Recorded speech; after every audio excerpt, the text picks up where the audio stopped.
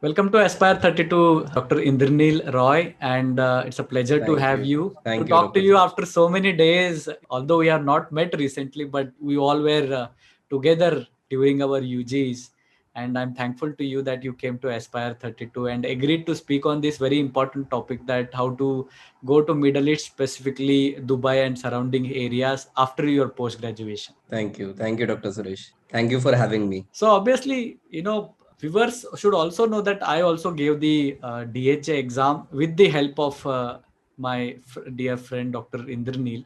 I gave the endodontic specialty exam, but I did not continue.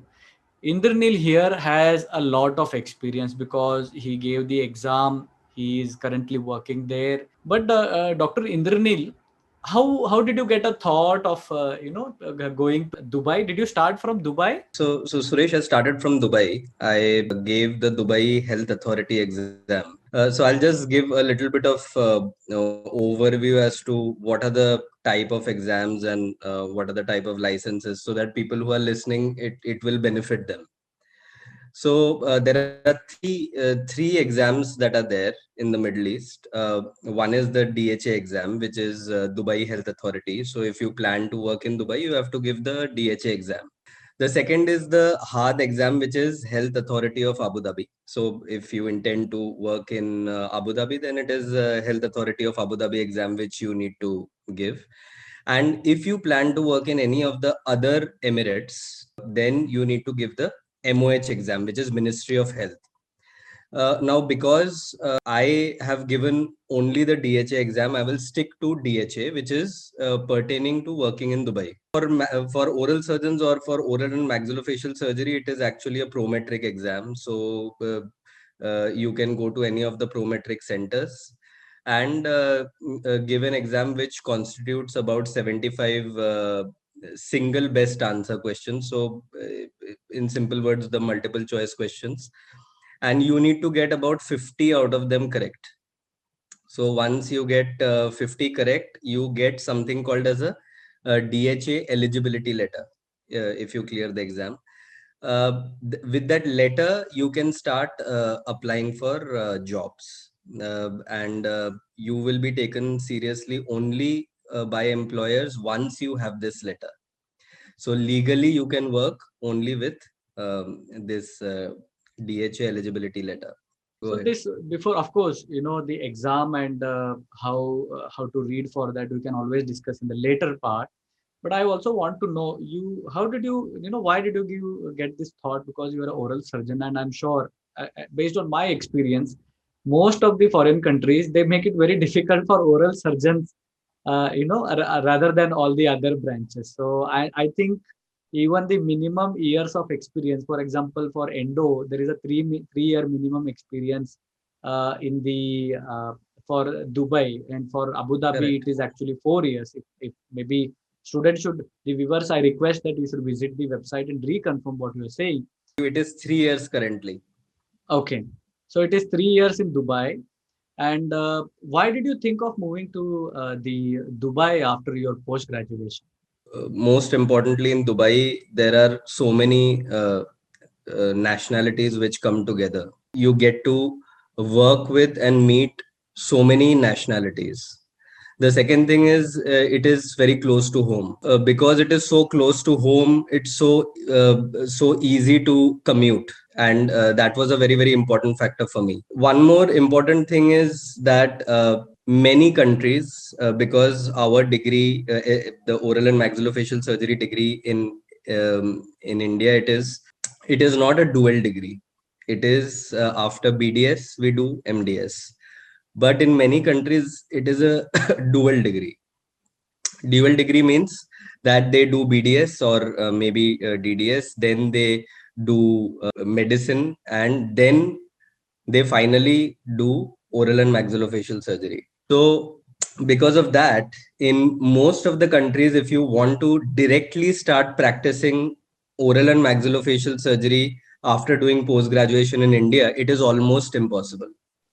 You Yes. have to start from scratch. You have to do the BDS again, then if required in that country, do the medicine or surgery, and then go on to oral and maxillofacial surgery. So that again makes it a very, very long process to start doing what you are already trained to do. So that was these were my reasons for coming to Dubai. And also my brother was here before I moved to Dubai, so I got the opportunity of seeing Dubai before I even planned to move to Dubai. When I saw the place, I mean, there are so many advantages of being in Dubai, so the list is absolutely endless. Yeah. So you, of course, those are really strong reasons to look for. And when you, once you decided that you want to go there, how did you know about the process? Did you ask any consultancy, or did you talk to some seniors and then decided about, okay, this is the process to Dubai and this is what I'm going to do? Actually, the Dubai Health Authority website, it's very, very, very self-explanatory. I mean, anybody who logs on to it can easily go through whatever is relative to their particular specialty, and everything has been explained very well.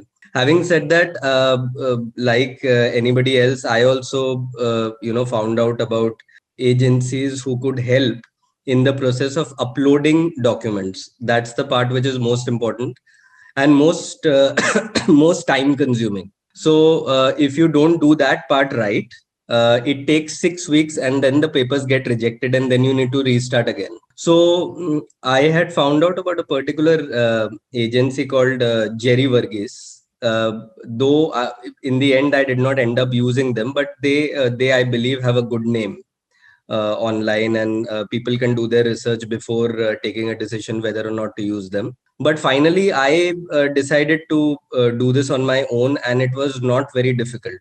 If you follow exactly the website, your paper should get approved if you qualify according to the requirements. So it happens in steps. I think the first is document verification, then there is data flow, then there is an exam. So first is you go to the Dubai Health Authority website and you make a username and password. That's the first thing. And after that, there is a list of documents: your 10 standard, your 12 standard, BDS, MDS, and a good standing, past 6 months, good standing certificate. These things you need to upload, and some other things which somebody can just check the current things. Once you upload these things, then they check everything. A primary PSV is done, primary source verification, which takes about 2 to 3 weeks. And in about 6 weeks, they get back to you saying whether everything that you have uploaded is correct. And then you get the option of choosing a date for examination, which can be any day in the next 3 months. When I was giving the exam, I had the option of giving an exam every day for the next 3 months. So I could choose any day basically if I was prepared. And as I said, once the exam is cleared, you get hold of the most important document, which is your DHA eligibility letter.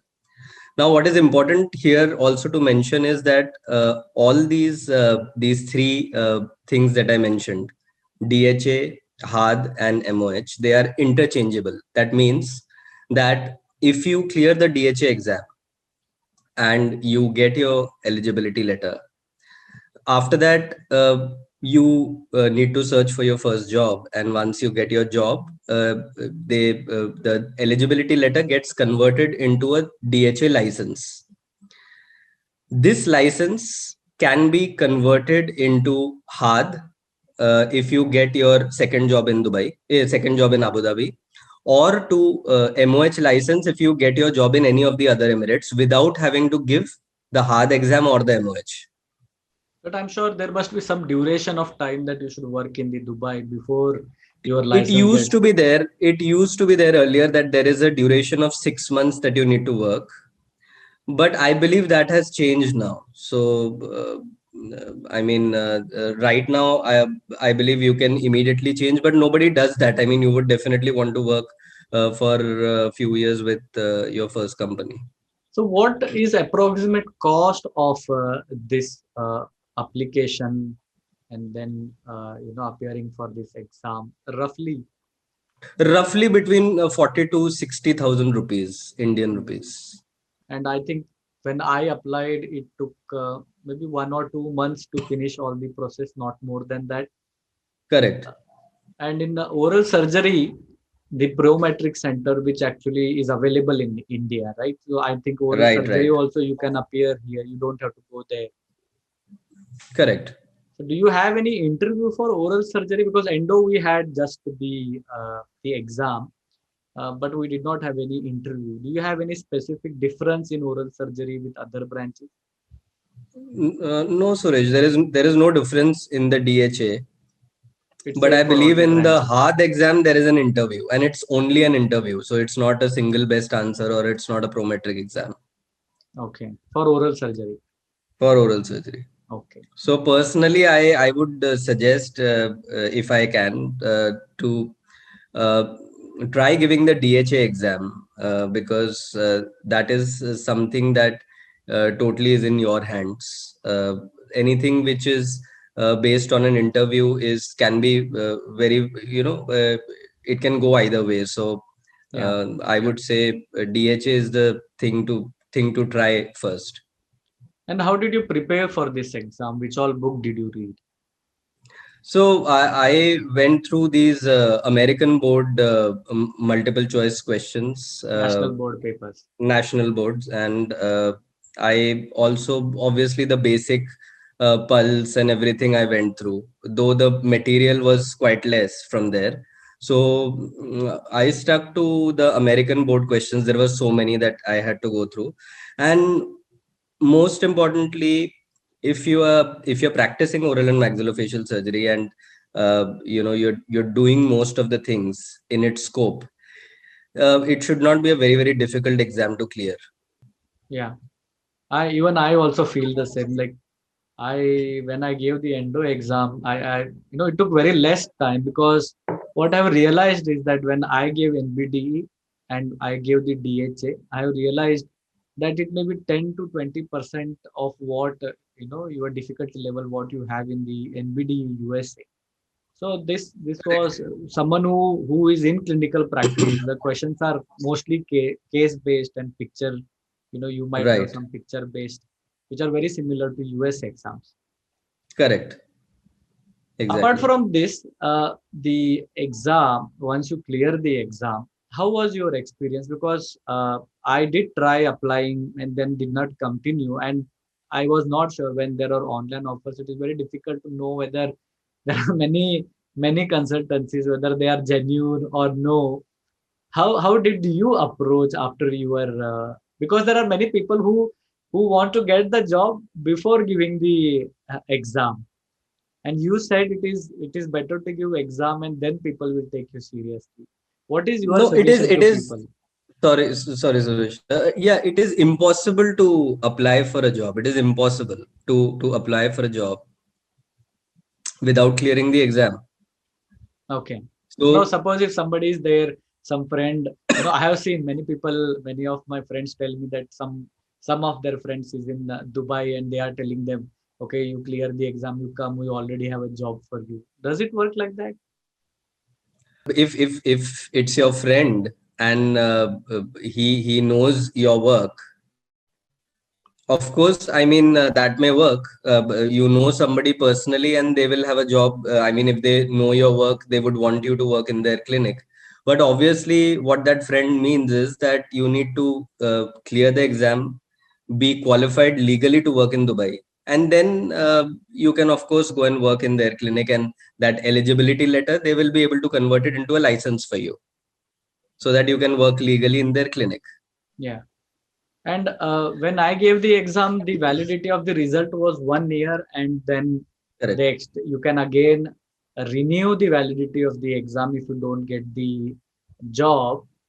Is Right. there any recent changes you have come across? Anything related to this during this COVID No, time? no, it is still the same. It is still the same, Suresh. There's no change. Okay. But what I would like to say is, if you stick to it, if you stick to it for an year, you should be able to get something of your liking And here how in will Dubai. the people find the job? Do you advise them to apply online and get the job, or do you think somebody should personally come to Dubai? And what was your experience or suggestion to people? See, personally, let me talk about myself first. I had, of course, applied online uh, like everybody else, but I had the advantage of having my brother here, as I said. So I got to come here and I actually stayed with him and I got to meet a few people, luckily. And um, that's how I got to enter, enter the working scenario in Dubai. But that way Dubai is very streamlined, even regarding online. If you apply for an online job, if you really fit their criteria, you will get it. It's very plain and simple. Sitting in India, you will get it if your credentials fit the criteria of what the job is asking for. It is very important to apply for a job which totally fits your credentials. That's when your chances are good. Okay. But there are so many sites. Do you have any specific websites or any Indeed is a good recommendation? site. Indeed is a good site. Okay. Yeah, So quite a you few go there. genuine Yes. Okay. Okay. Once you quite a few once you get genuine this thing on it, genuine jobs on it. You make your profile on it, and then you can go from there. after you get the job, I also want to know here that of course we know Dubai is expensive, right? So what is your Correct. suggestion when somebody is looking for a job? What all things they should keep in mind before accepting or before thinking to move to Dubai? That is a question which can take whole day to answer. It's few important points. It's obviously, some things that you need to take care about, whether you're planning to come here alone or whether with family. And accommodation, whether the company that you are joining is giving you accommodation or you need to take care about that. So based on that, you should negotiate, how much they are offering you. Because here accommodation is a major factor which you need to consider when you will be spending out of your salary or out of your pocket. And uh, the other things, see, Dubai has so many areas where you can stay initially and then move on to other places. So uh, it always helps if you have somebody here who can guide you a little bit about, in the initial days, about especially these things. The rest, obviously, my advice always is that before you even start to venture into coming to Dubai and giving the exam, you should make a trip to Dubai for sure. You will have a good idea as to what you're getting into. So do you think a single person who is working can he make good amount of financial, whether he can improve his financial situation with all the expense, or do you think it is better to move as a family where two people are working in dentistry? See, of course, if two people are working, the if both can get jobs, obviously it makes life easier. But see, now the situation in the past few months is slightly different everywhere, I'm sure, because of COVID. But otherwise, Dubai is a very good place to be in. And of course, to answer your question, of course, you can, I mean, sky is the limit here. If you have the credentials, if you have the training, you can achieve anything here in Dubai. That's the very short answer to your question. How much would be monthly expenses for someone, once they shift to Dubai? Maybe average, on an average, or you started maybe initially when you started your journey.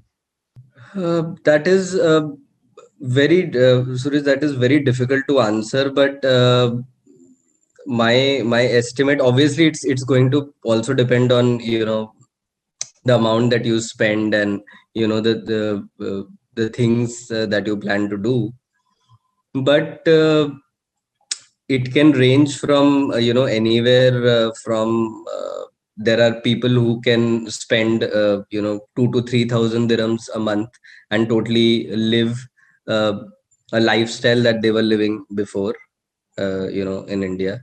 And then there are people who are spending 10 to 15,000 dirhams in a month, and still looking for more. So it's a very wide range, and it's a difficult question to answer. How So much salary one can expect, maybe in oral surgery or any other postgraduate? What is the general range for them? see, for postgraduates, as I said, sky is the limit, but then you have to start somewhere. So I would, it's a very, very broad range. It can range anywhere from 10,000 dirhams to maybe 100,000 dirhams, if you're doing the right things and the right surgeries.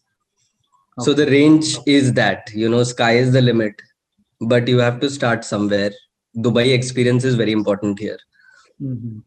Because the type of surgeries that you will do here, the type of people that you will be working on, may be slightly different than what anybody is used to in India.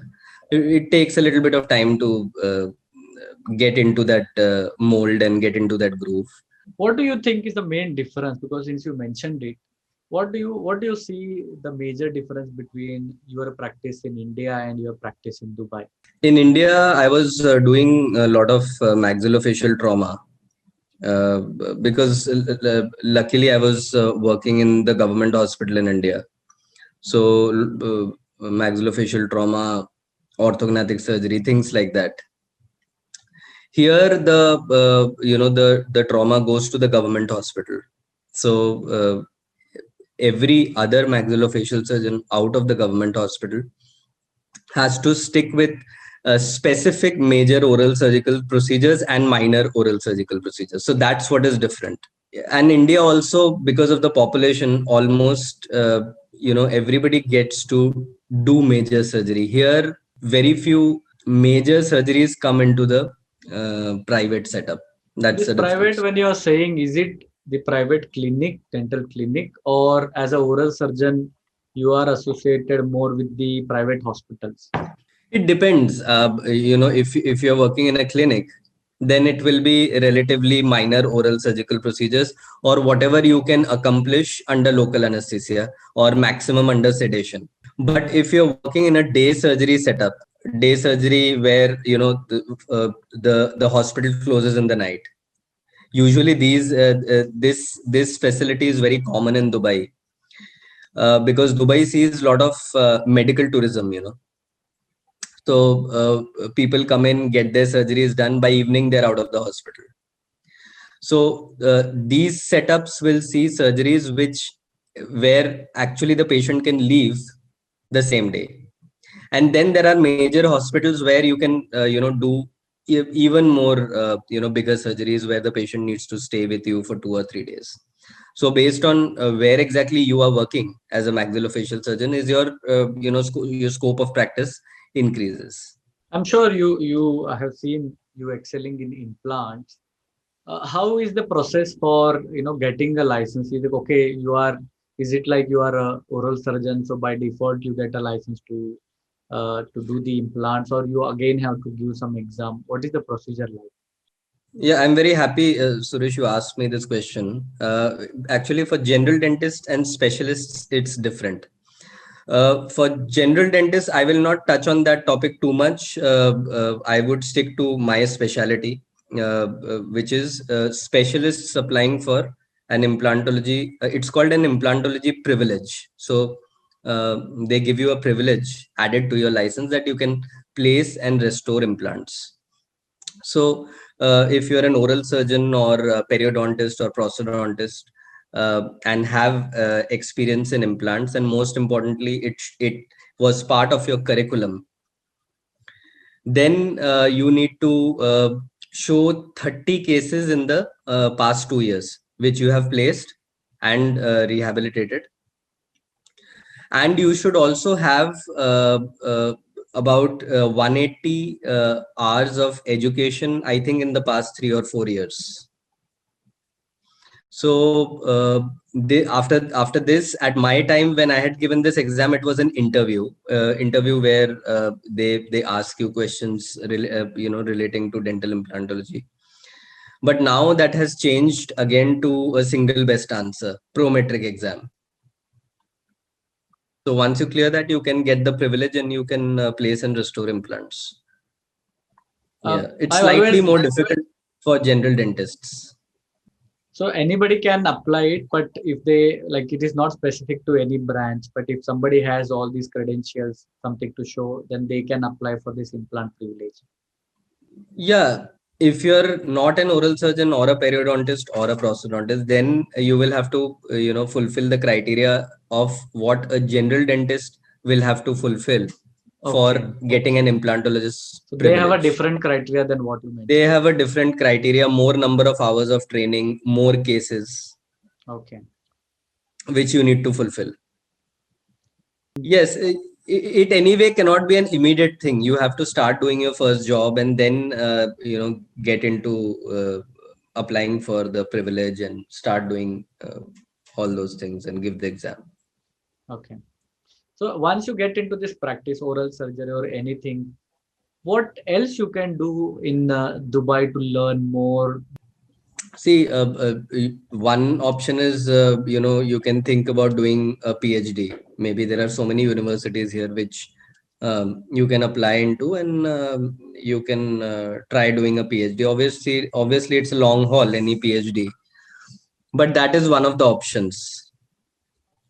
Okay. The anything else would require you to be, going into their facility full time. So Dubai, if you're coming to Dubai, mainly it will be for work. It will be very difficult to mix work and also trying to attain a higher degree. I feel it will be very, very challenging time wise. Yeah. What was the one quality which you had, which you learned in India, or which you got, and that was useful in your Dubai? They're definitely working under pressure, and we all are trained in such a way, all of us, in India.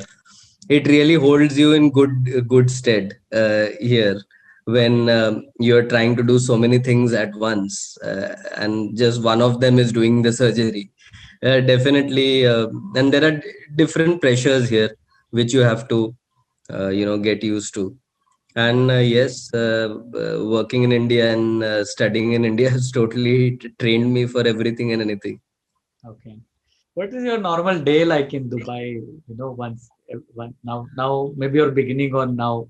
What is the normal day routine like? So I work 5 days a week. So Friday and Saturday is off for me. Rest of the days I start around 10 o'clock in the morning. My work starts around 10 o'clock in the morning, and I finish around 7:30 in the evening. It's basically I go to a very good dental clinic here and to either one of their branches. So I go to one of their branches, do the surgeries, and I'm back home by 7:30. The work life balance here is very good. Okay. Obviously, not from the first day itself as soon as you come here, but then as you get into the mold, once things fall into Settle in. place. it's Yes. it's a good place to be. At the end, I want any message to people who are who are in this process, who are applying, and since it is COVID, do you have any message to these applicants? I would just like to say that first it's important to make up your mind that you need to be here. That's why I said that it's so important to first make a trip to Dubai so that you get the feel of Dubai. And after that, once you have made up your mind, stick to the plan. It takes a little bit of time initially, but once you get here and you get your first job, things really become good in just a matter of time. So stick with your plan. Don't give up. Thank you, Dr. Indranil. It was really informative. You shared so much of your experience in the beginning, your thought that about why you moved to Dubai and all the positive and if any negative points about Dubai, which of course you said it is not there. And Negative points are very few. very few. Of Very course, few. of course, there will be always in India there is always some positive and negative. Each country has something Yes, like some correct. such points. Thank you once again for giving all this information. It was great to have you on Aspire 32. Thank you. Thank you so much for having me. Thank you.